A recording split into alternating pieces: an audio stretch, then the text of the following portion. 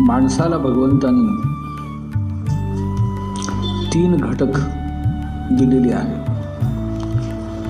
एक भौतिक, दुसरं बौद्धिक आणि तिसरं भावनिक.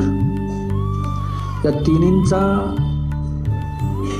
समान विकास होतो तेव्हा एका व्यक्ती परिपूर्णताकडे जात असते.